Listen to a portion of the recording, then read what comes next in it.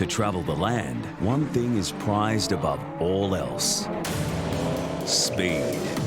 Since the fast production methods of Henry Ford put the world on wheels, speed has influenced every aspect of the car. And the car has literally shaped our world. In this episode, we surge from the once ubiquitous utilitarian Model T to the muscular V8 stylings of the Mustang, and from the jet-powered supersonic thrust to the electric game changers of Tesla. This is the story of land power.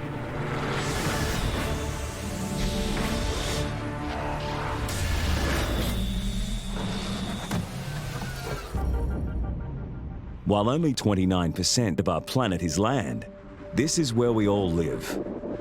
And that 29% still equates to more than 92 million square kilometers to get around.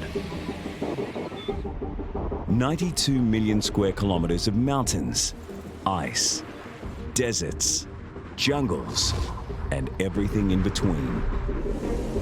In order to efficiently traverse this vast terrain, often rugged and often inhospitable, man has evolved to walk upright. And the evolution has not stopped there.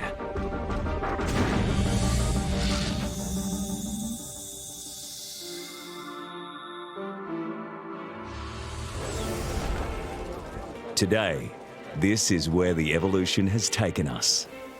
The latest and greatest vehicle from a long-standing auto manufacturer, founded on the belief that nothing is too beautiful and nothing is too expensive. This is the Bugatti Chiron. I believe it's really, they're in a league of their own. There's no one close to it for that level of hyper car. The Chiron is the worthy successor to Bugatti's Veyron, the fastest street-legal car in the world, with a top speed of over 430 kilometers per hour. The Veyron is a marker in the sand. It is the world's fastest car, and it will probably stay as the world's fastest production car for a long, long time to come. The Chiron uses very similar technology to what was developed in the Veyron, and it's sort of a last hurrah for non-hybrid hypercars, where we have a nice big engine with 4 turbochargers and everything's mechanical. With its speed electronically capped at 420 kilometers per hour, the Chiron, as the company likes to put it, brings beast to a very high level of beauty. In terms of what they are, there's no electric motors or anything like that, it's still raw brute power. While its speed may be capped, the Chiron's 16-cylinder W configuration engine delivers a 25% performance increase over the Veyron, thanks largely to its 4 double-powered turbochargers. They use W16 engines, meaning that you have W cylinder arrangement, and that can accommodate up to 16 cylinders in it, which is crazy. With the engine mounted centrally in the car, more weight is placed over the rear tires, increasing both acceleration and sensibly braking. Weight is otherwise kept to a minimum with a light and highly aerodynamic carbon fiber body. Defined by its sweeping C-shaped curves, these design features are integrated into the performance of the car, optimizing airflow to an engine that gulps a massive 16,000 litres of air per minute. Directing airflow is vital for speed, but in a car this overpowered, it's also necessary to keep it from flying off the road. Along the flat aerodynamic underbody of the car, a series of forward flaps adjust their angle at high speeds to keep downward pressure on the front tyres. The slit-raised wing at the back does the same for the rear wheels and serves as an air brake. With a multi-million-dollar price tag and taking an average of 6 months from construction to customer delivery, Bugatti releases around 70 Chirons per year, placing them among the world's most exclusive production vehicles. No one will ever build anything like that ever again. It's a very iconic car in that sense. It's a one-off. You'll never see anything like that ever being produced, not on a mass scale. So it is a very, very special car.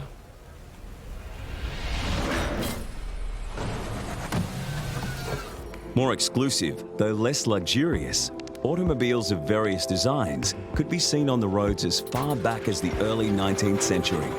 The car has no single inventor. Rather, it's an evolution of the sum of an estimated 100,000 patents from dozens of inventors around the world. Experimenting with various forms of power, the first horseless carriages ran on steam, gas, or electricity, until one innovation steered them in a particular direction. Built by German engineer Nikolaus Otto in 1876, the Otto Cycle was a compressed charge internal combustion engine that went on to define the dominant power source of automobiles for more than a century. An internal combustion engine works by converting chemical energy into heat energy and then into mechanical energy. So by igniting a fuel-air mixture, we can increase the pressure within the combustion chamber, which drives the piston of the engine down. Now that downwards motion of the piston in turn rotates a crankshaft, and that crankshaft gives us rotational energy, which we can then use to drive the wheels. While the concept of internal combustion engines had been around for many years, even after the technology was proven, it would be years before it was put into a car. To Carl Benz, we owe the first practical mass-produced automobile, the Bentz Patent motor wagon of 1885. The three-wheeled construction featured a four-stroke engine of his own design, with an advanced electric ignition system and rudimentary steering. The motor wagon went on to become the first commercially available automobile in history, aided by a unique marketing campaign.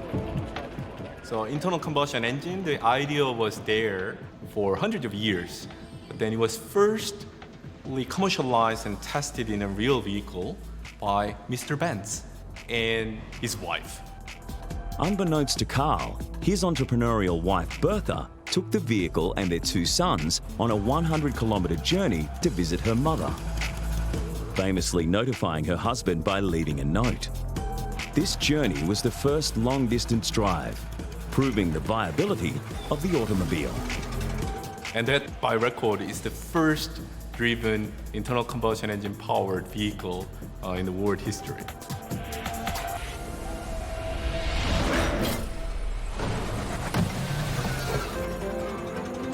As cars continued to grow in practicality, they remained costly contraptions owned only by the rich. More than any other, one man and one car changed that forever. Henry Ford and the Model T. Born to a Michigan farming family in 1863, from an early age, Henry Ford showed an aptitude for mechanics. And after turning 16, he left farming life behind to pursue a career in engineering. Establishing the Ford Motor Company in 1903, Ford's vision was to manufacture inexpensive cars using skilled workers earning good wages. He did this by developing the assembly line technique of mass production. Installing lines of conveyor belts in his factory, Ford workers, who were paid a generous $5 a day, were at the height of production able to churn out more than 300,000 Model Ts annually. Offered to the public in any choice of colour, so long as it was black. The reason behind Ford's famous pronouncement was that Japanese black enamel was the only finish capable of drying fast enough to keep up with his production method. Model Ts could be put together in as little as 93 minutes, and these savings in time translated to financial savings for the customer. Because of Henry Ford and the Model T, car ownership in the US became affordable to the many rather than the few. And by 1918, half of all cars in America were Model Ts. Started via hand crank, the Model T's four-cylinder 20-horsepower engine reached a top speed of about 70 kilometres an hour, more than enough on the largely unpaved roads of the day.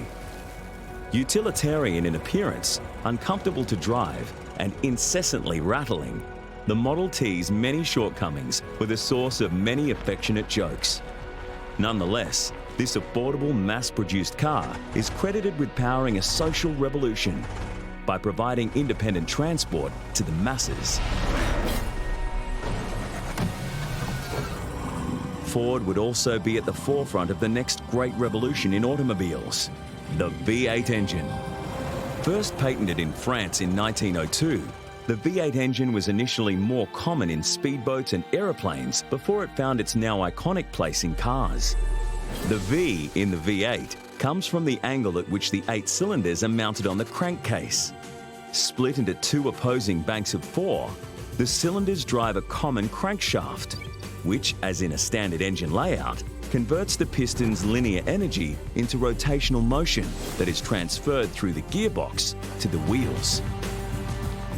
With the overlapping power strokes of the 8 cylinders largely eliminating unwanted engine vibrations, the V8 is an inherently balanced design. But the V8's principal innovation was that it generated more power without an increase in size.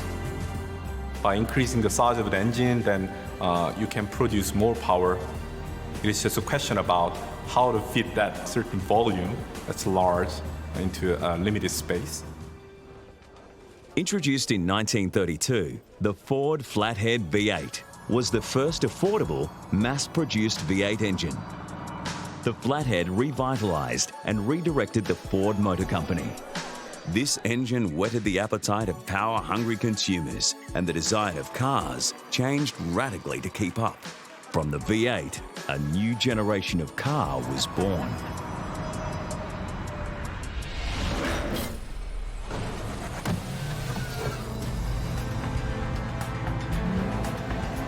While fast, overpowered cars had been produced before, it was in 1960s America that they went mainstream.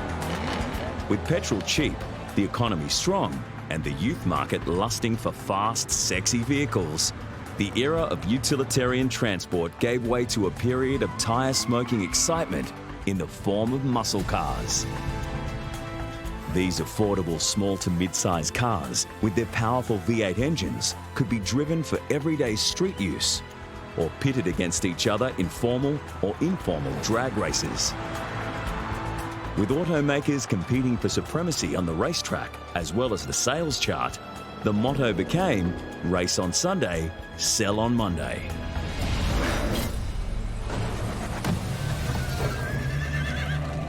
And this was the sales success story of the 1960s, the Ford Mustang. Coming onto the market in 1964, the Mustang, with its low price, good looks, and long options list, took America by storm. Although not initially marketed as a muscle car, the Mustang, with its optional range of gutsy V8 engines, certainly had the power to qualify. Instead, this high-performance compact created its own market category, the pony car. A huge factor in the Mustang's initial success was its low price point, owed to the fact that it shared much of its engineering with an existing Ford product, the Falcon. But it hardly mattered to the public. The Mustang offered enough stylistic points of difference to be its own car. Ranging from a 164 horsepower model to the high-performance version boasting 271 horsepower, the sales sensation of the 60s, the Mustang created a trend with the muscle car market that other automakers were bound to follow.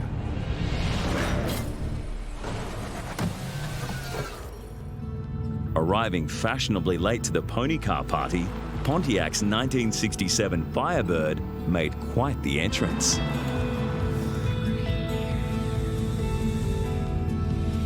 Built with the specific purpose of competing with the Mustang, Pontiac had a little over 2 years to design and engineer the Firebird, which in car-making terms equates to a mad dash. To meet its deadline, the Firebird, much like the car it was striving to beat, started out by borrowing parts from existing vehicles, namely those of the Chevrolet Camaro. Chevrolet and Pontiac were both brands owned by General Motors, and both the Camaro and the Firebird were aimed at cutting into the Mustang's dominance over the muscle car market. Like the pony car it was made to compete against, the Firebird was offered with 6-cylinder engines as well as a range of V8s. And the V8s were by far the most popular. While the Firebird stirred the same levels of passion in its drivers, it never met the sales levels of the Mustang it was designed to tame.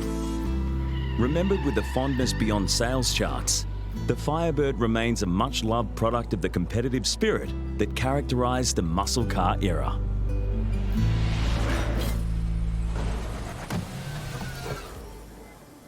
Coming to an end in the 1970s, the period of muscle cars was short-lived. But their influence has remained strong and fed into other types of car. Cars like the Dodge Viper. The Dodge Viper is an all-American action supercar. It is traditional, big engine, big loud, brash car. Some engineers at Dodge had the great idea of stuffing the biggest engine that they had lying around into the smallest car they could fit it into, and the Dodge Viper was born. It's a point-and-shoot muscle car that will go incredibly quickly in a straight line. First roaring onto American streets in 1992, this heavily muscled sports car and its voluptuous stylings pay loving tribute to the muscle cars of the early 60s. In a period where the prevailing trend was toward efficient, conservative cars, this gas-guzzling extrovert was a throwback to a different time. The chief selling point of this impractical vehicle was that it offered what few others in the more sensible 90s car market could: brute power. It's got an 8.3-litre V10 engine, which is literally out of a truck, but they've transformed it into a performance car engine that just is brutal. Recruiting the expertise of supercar manufacturer Lamborghini, which was owned by Chrysler at the time, the Viper delivered a rating of 400 horsepower at 4,600 revs per minute, numbers almost unheard of in the early 90s. It produces about 480 kilowatts in its top spec, which is probably about 5 times the average small hatchback, and around the same sort of power as most of its supercar rivals. Delivering great gobs of power to its extra-wide Michelin tyres, there was plenty of traction, and the Viper stuck to the road like the snake it was named after. Car lovers could not get enough, and the trend-bucking Viper, with its nostalgia for the muscle cars of a previous generation, was a top-selling instant classic.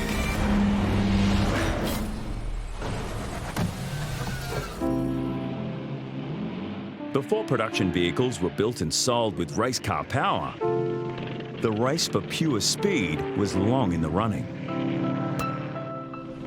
During the pioneering days of speed racing in the 1920s and 30s, few figures captured the public's adoration quite like Sir Malcolm Campbell.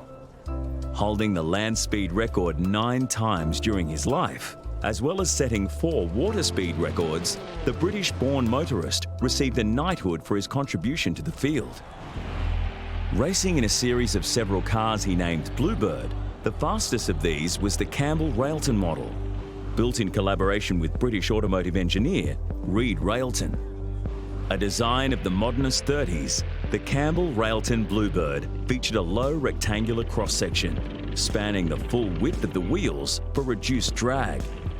Its distinctive tombstone radiator grille could be closed with a movable flap, briefly enhancing the aerodynamic profile during record runs.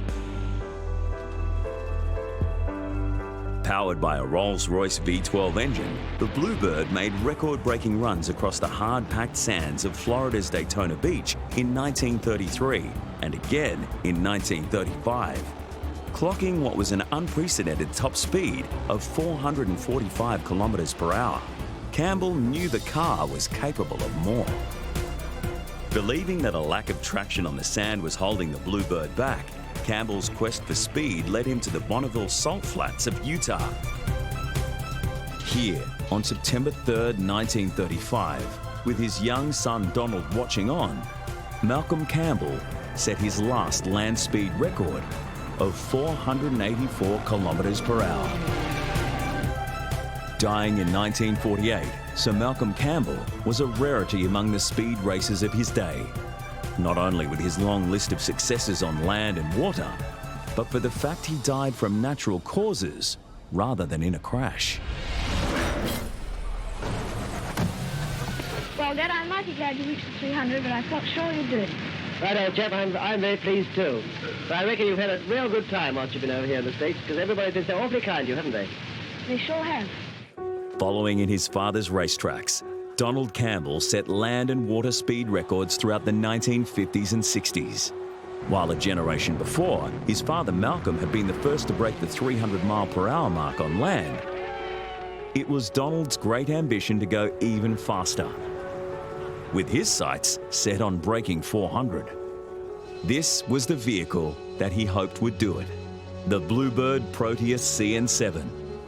The first car to be powered by a gas turbine engine, an engine that up until this point had only been used in airliners.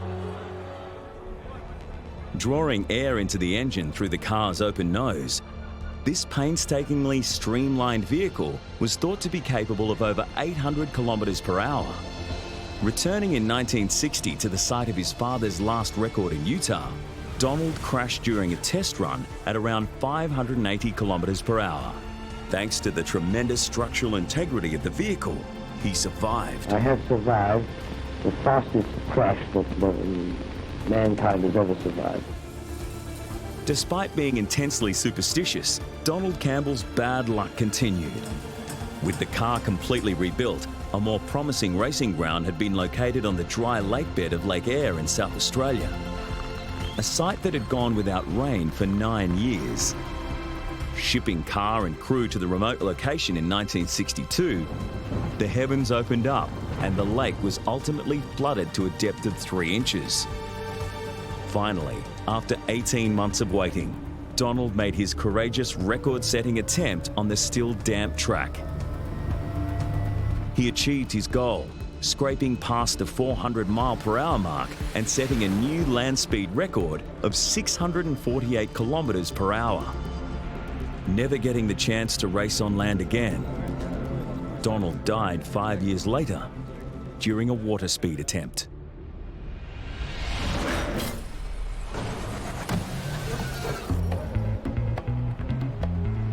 From the early 60s, the land speed record climbed steadily higher, with the title of fastest man on Earth being traded back and forth between a handful of drivers. Californian Craig Breedlove claimed and reclaimed the honour several times before putting an end to things, at least for a while, in 1965. Using a surplus General Electric J47 engine, common in military aircraft, Breedlove's first record-breaking runs were not accepted by the International Automobile Federation because his vehicle, the Spirit of America, had 3 wheels instead of 4. After a near-fatal crash in 1964, the undaunted Breedlove returned a year later with the 4-wheeled Spirit of America Sonic 1. Powered by a superior J79 engine, he held the official land speed record for all of 5 days before it was surpassed. But the very next week, Breedlove responded with a new record of 966 kilometers per hour. This time, the record would last 5 years before being broken in 1970. To claim it back, Breedlove set his sights on going faster than the speed of sound. But he was not alone.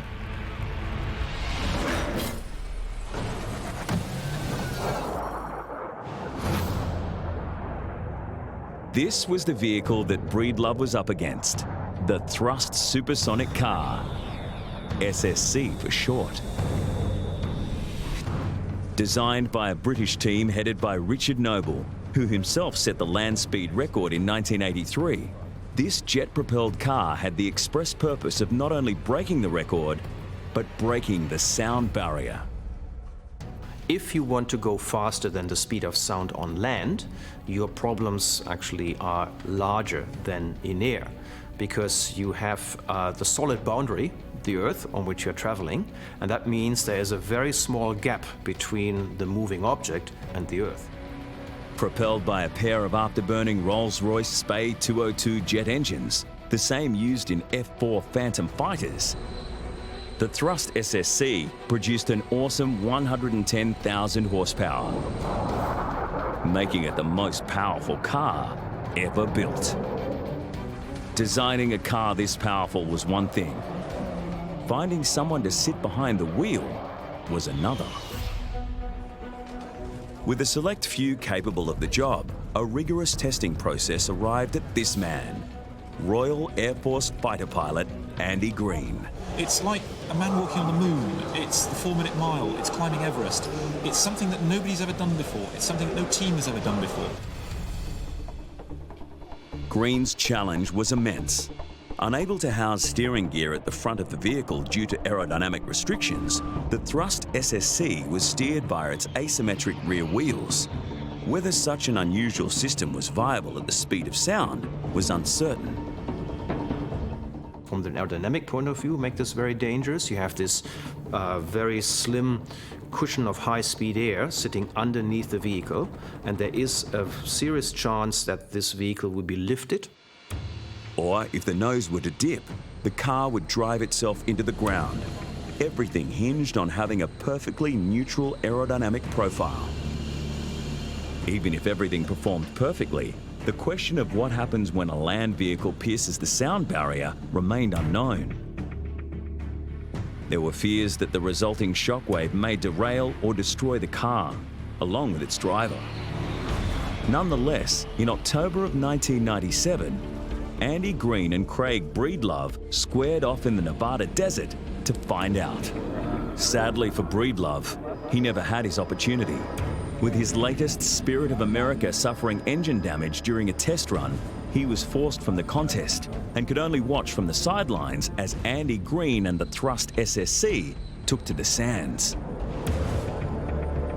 50 years and 1 day since Chuck Yeager and the Bell X-1 rocket plane first broke the sound barrier, Andy Green and the Thrust SSC joined the club, blitzing along the desert at a top speed of 1,227 kilometers per hour.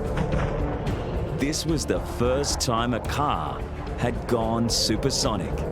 The record stands to this day, but it is not safe from attempts to break it. And Andy Green and the Thrust team are among those seeking to go faster still.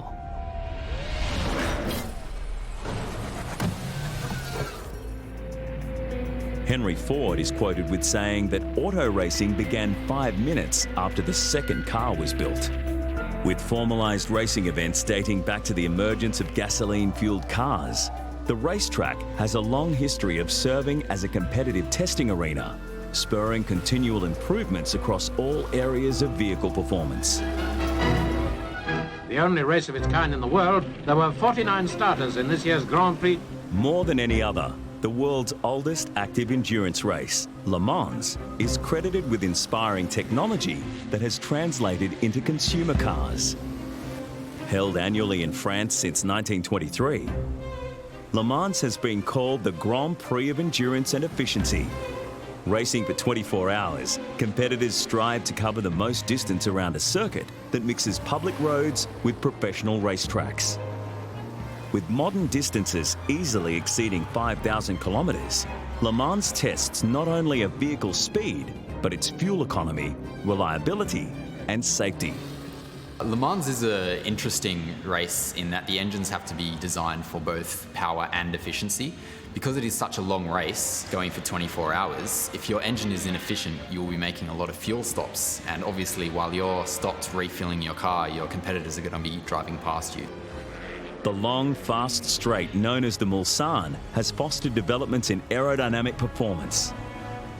And with the unique safety rule that requires cars to be switched off while being refueled, hardier vehicles that can restart multiple times are de rigueur. Despite the emphasis Le Mans places on safety, deaths have occurred here, with the greatest tragedy being this crash in 1955, resulting in the death of 80 people. In response to the disaster, Le Mans, as well as other races around the world, enhanced its safety measures. But as safety standards improved, so did the power of cars, with vehicles adopting more extreme designs to attain more extreme speeds.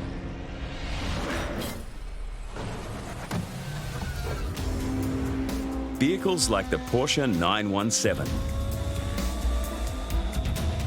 The development of this now legendary car came about due to a rule change in motorsports that allowed for a new class of cars to enter endurance racing.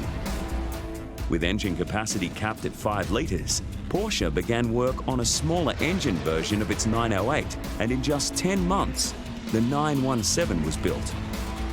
Definitely the 917 broke all records and really made people have a look. Absolutely amazing car. The car, in spite of its often garish 1970s paintwork, is today considered one of the greatest race cars ever made, and was even immortalised in film, starring alongside Steve McQueen in the 1971 movie Le Mans. But the 917 did not achieve instant greatness. In early models, the power of its 12-cylinder engine, capable of going from 0 to 100 kilometres an hour in 2.4 seconds, exceeded the vehicle's handling, and Porsche had a hard time finding drivers willing to pilot what was considered an accident waiting to happen.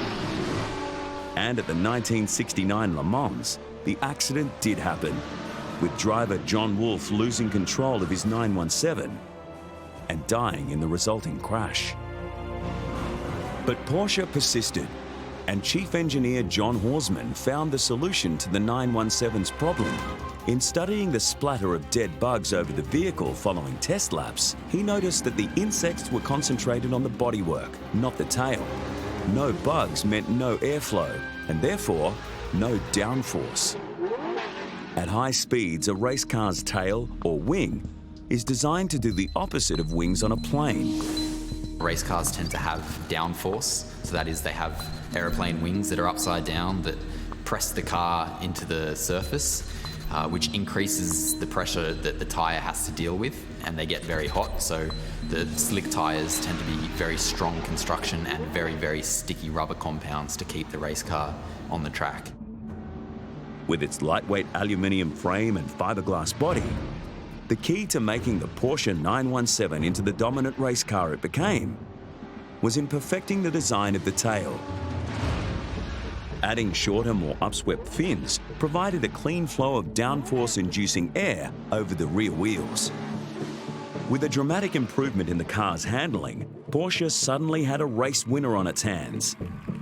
And in 1970, this car provided the German manufacturer with its first win at Le Mans. The following year was even more impressive, with the car again taking out Le Mans as well as 8 of the 10 races for the World Trophy, cementing the 917's enduring legacy as one of the most powerful street-legal race cars.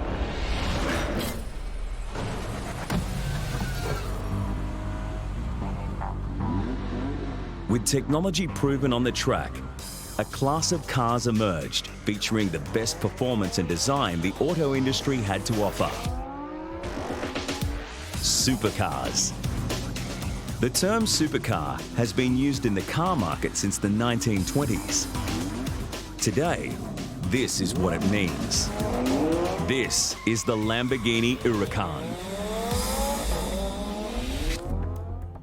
With its V10 engine delivering 610 horsepower, the highly powerful, highly luxurious Urusan can go from 0 to 100 in a blistering 3.2 seconds, securing it the honour of Supercar of the Year upon its release in 2014.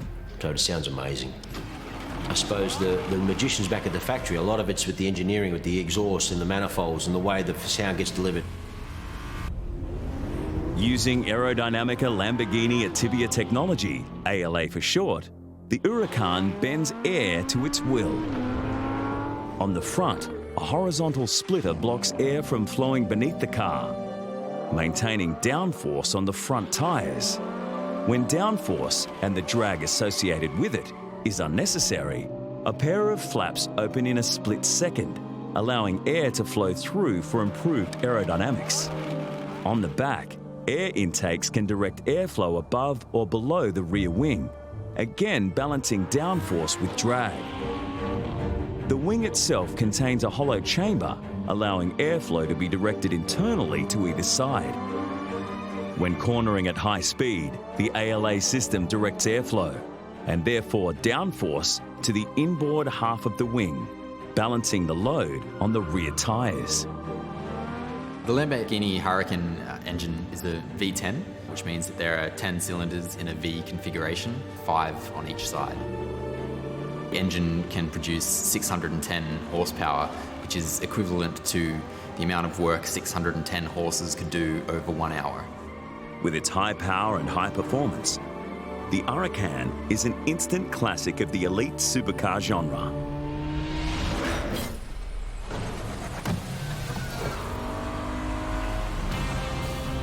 Not all supercars are created equal, and even in this rarefied world, it is possible to go one better. The best of the best. The top 1% of supercars are classed as hypercars. Cars like the Lycan Hypersport. Made by the United Arab Emirates company W Motors, this is the first hypercar of the Middle East. And carrying a price tag well in excess of $3 million, it is also among the most expensive production cars ever to go on sale. With a twin turbocharged flat 6 engine positioned behind the driver, the Lycan produces 750 horsepower. Going from 0 to 100 in a breakneck 2.8 seconds. The car's top speed is just shy of 400 kilometers per hour. With only 7 Lycans produced, they're among the most exclusive cars on the market, even by hypercar standards. Much about this enigmatic and excessive vehicle remains a mystery, including how many have been sold. Though it is safe to say that this is an extremely powerful car, owned by extremely powerful people. With supercars continuing to develop new technology and improve performance, for a vehicle like the Lycan to attain hypercar status, it must be at the very forefront of engineering and design. But the bar continues to be raised, and what is extraordinary today may be commonplace tomorrow. While it may be some time before diamond-encrusted headlights are standard, the innovations that have come from cars have the power to change the world.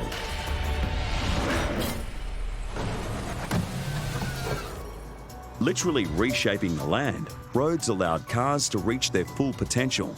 And as cars came to travel faster and more frequently upon them, safety technology needed to accelerate to keep pace. First performed in the 1930s, crash testing quickly became a popular means of investigating a vehicle's structural integrity. With crash test dummies introduced in the late 40s, the impacts on a car's occupants became better understood, and this form of testing led to a suite of safety innovations. As the shortcomings of simple lap seatbelts were demonstrated, Volvo developed the now standard 3-point seatbelt.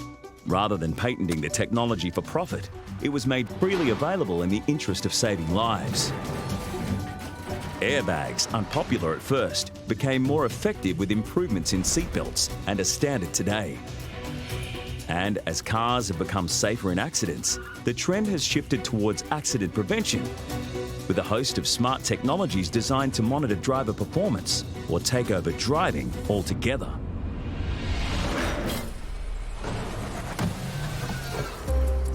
Just as it was in Ford's day, the greatest influence a car has is not the car itself, but how it is built.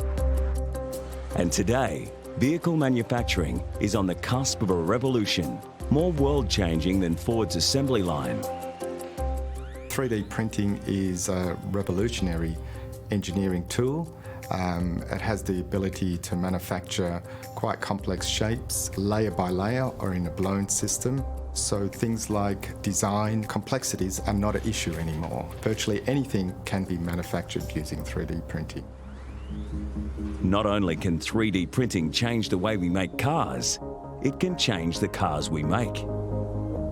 With current methods needing to stamp out big pieces of metal into shape, cars are designed around parts that are mass-producible, not necessarily optimal. 3D printing offers a means of making optimal components mass-producible. With the freedom to add extra material to stress points for enhanced strength, or leave gaps to reduce weight, 3D printed vehicles are both stronger and lighter. But that is just the start. By customizing every detail of every car part, the possibilities of 3D printing are endless. Doing away with inflexible, mile-long assembly lines, small-scale factories will be empowered to produce an endless array of cars. With no need to retool an entire factory of machines, a 3D printer can go from making a truck to a small car with no downtime at all. Major manufacturers already use 3D printing to produce prototypes of vehicles that will later be produced en masse using assembly line methods. And with vehicle manufacturing one of the most environmentally damaging industries, the waste-reducing benefits of 3D printing promise a sustainable future for the auto industry.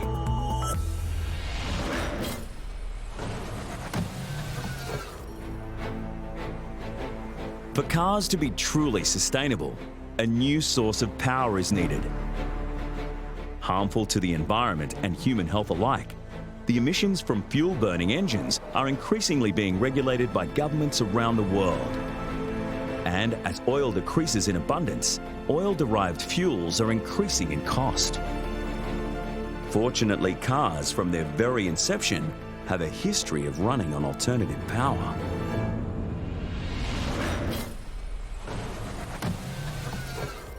Hybrid cars decrease their dependency on fuel by incorporating an additional power source, typically electricity. Running an electric motor alongside an internal combustion engine, hybrids seek to improve fuel efficiency as a means of decreasing pollution and running costs. Hybrid vehicles can be configured in a number of ways. The electric motor and the petrol motor or diesel motor can complement each other. They can work in parallel or they can work in series. So there's a lot of flexibility when it comes to designing a hybrid vehicle.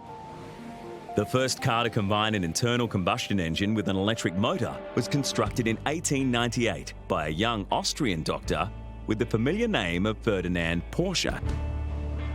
100 years later, the hybrid is back in vogue. You basically have two power sources in any hybrid engines.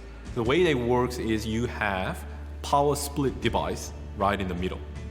And you have internal combustion engine running when it's needed to generate electricity, or directly linked to the power shaft and make the vehicle move. And this power split device sitting in can be used to control, either use that mechanical motion to generate electricity so that some energy can be stored in a battery, and then the electricity can be used when it's needed. Electric engines also have the advantage of acting as self-powering generators, capturing energy that would otherwise be lost and converting it to electricity. This is particularly evident in regenerative braking. In conventional cars, brakes produce friction with the brake rotors in order to slow down, dissipating the vehicle's kinetic energy as heat. Regenerative braking slows the wheels by putting the electric motor into reverse. While running backwards, the electric motor is functioning as a generator, producing electricity and feeding it into the vehicle's batteries for later use. Economical and environmentally friendly, the long-known energy-saving technology of hybrids is today steering performance cars in new directions.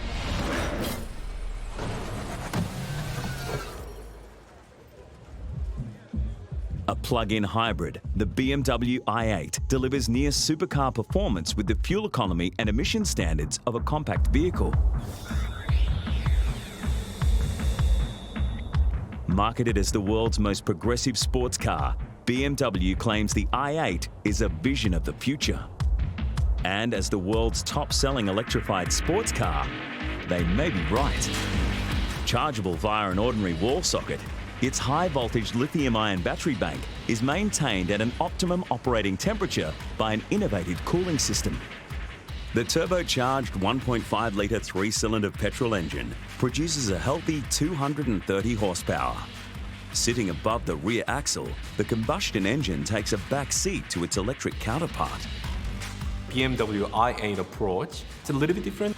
Your vehicle will be operated solely by AC motor, and internal combustion engine, it does not produce direct power supply to your power shaft, but it's more or less generating electricity, and then the generated electricity is used to run the AC motor.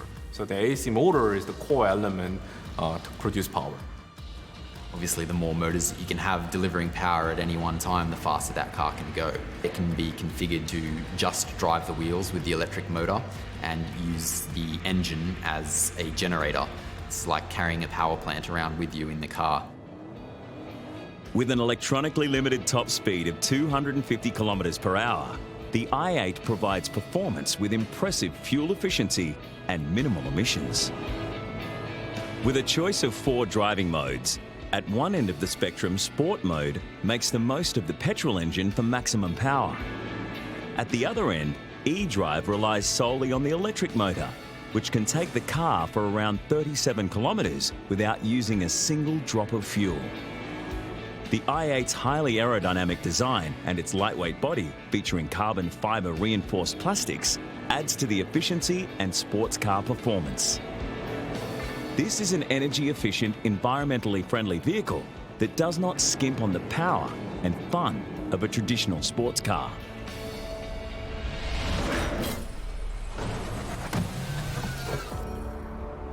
The need for a new source of power, reliable, sustainable, and affordable, has brought us to the cusp of a new era in automobiles. One car maker is counting on it. Tesla is both an auto manufacturer and a renewable energy company. Specializing in battery storage, it is the marriage of car maker and power provider that has seen Tesla lauded as the world's most important car company. Named in honor of Nikola Tesla, the genius Serbian engineer who invented the induction motor and alternating current power transmission, Tesla builds electric cars that don't just measure up to conventional vehicles, but outperform them. And with a maverick CEO in the form of Elon Musk, Tesla is using a business model all its own to make different cars for a different future. Tesla's first car, the Roadster, released in 2008, was the first high-performance all-electric car. Going from 0 to 100 in 4 seconds and able to travel more than 320 kilometers on a single charge. Constantly improving, the more recent Model S, with its ludicrous mode, goes from 0 to 100 in a staggering 2.7 seconds. Essentially, the ludicrous mode on a Tesla just runs the electric motors up to their maximum rated power, which is inefficient, so it creates a lot of heat and it drains the batteries very quickly, but you can go fast. You can go very fast. The key to this speed is the instant torque provided by the electric engine. Torque is essentially the strength of an engine, or how much force it can put out, whereas power is the product of that force and the speed that the engine is turning at. So how many times per second that force is being applied is what gives us power. The power advantage of an electric motor is its access to full torque from a standstill. Needing to force air into the engine for combustion, conventional engines have to build torque over a period of acceleration. For electric motors, the torque is produced not from the explosion of igniting fuel and oxygen, but from an electrical charge that winds the motor. Therefore, torque is produced the instant electricity is applied. Where once the internal combustion engine set a course for cars to follow and for innovators to build upon, today, the electric motor is set to overtake it. Tesla is building toward a world where electric vehicles will have levels of ownership beyond those of the Ford Model T. And as the revolutionary mass manufacturing techniques of Henry Ford put the world on wheels, now the radical possibilities of 3D printing are disrupting the established order. As we race ever forward, the story of how cars evolved in the past offers telling insight for their evolution in the future.